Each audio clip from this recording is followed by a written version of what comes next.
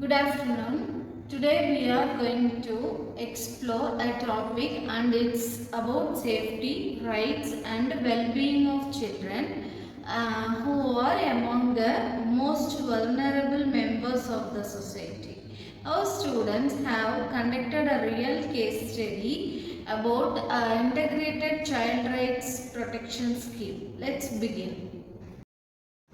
The Integrated Child Protection Scheme, launched in 2009, is a centrally sponsored initiative by the Ministry of Women and Child Development to build a safety net for children in difficult circumstances and those in conflict with the law. It is implemented through government civil society partnership. I have been reading a bit about child welfare in India. There's so much going on. Do you know how the country protects vulnerable children? Oh, yes.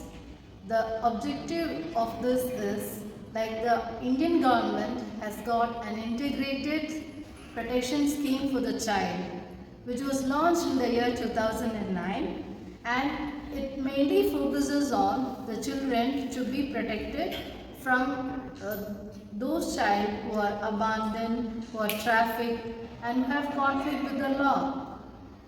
That sounds promising, but how does it actually work on the ground? Good question. Let's talk about the real life example from Sulakal village, Pollachi district. It is a tribal region which involves the situations like child trafficking, child labor and school dropouts. Oh, so what they do about it? Yes, the government and local authorities take several steps and they set up village level child protection committees to monitor child and strengthen the district child protection unit and opened several homes. So NGOs involved too. Absolutely. Childline 1098, for instance, played a big role. They helped rescue children and they connected them to services like counseling, legal aid, and rehabilitation. That's really encouraging. Did it actually make a difference? Yes, in 2 years, child labor were dropped by 32%. Over 150 children were rescued and rehabilitated, and they also started reporting abuse too. Impressive, but were there any challenges? Definitely, we struggled with a lack of trained staff, not enough infrastructure like shelter homes, and sometimes even resistance from families who depended on child labor.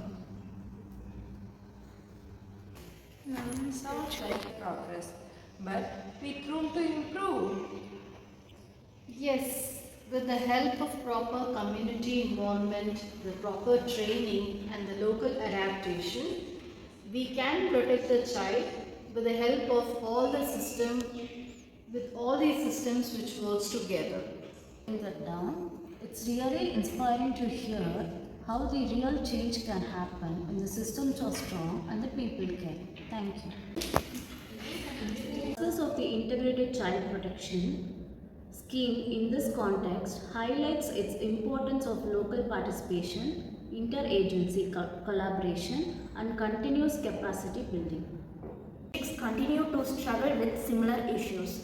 That's why it's vital that we treat child protection not just as a policy goal but as a shared responsibility across government, civil society and each one of us. This was a thoughtful and eye-opening session, well done to all the students.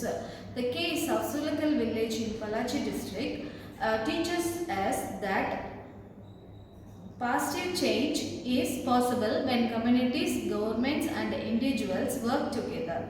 It also reminds us that protecting children is not just a legal obligation, it is a moral and social responsibility to all.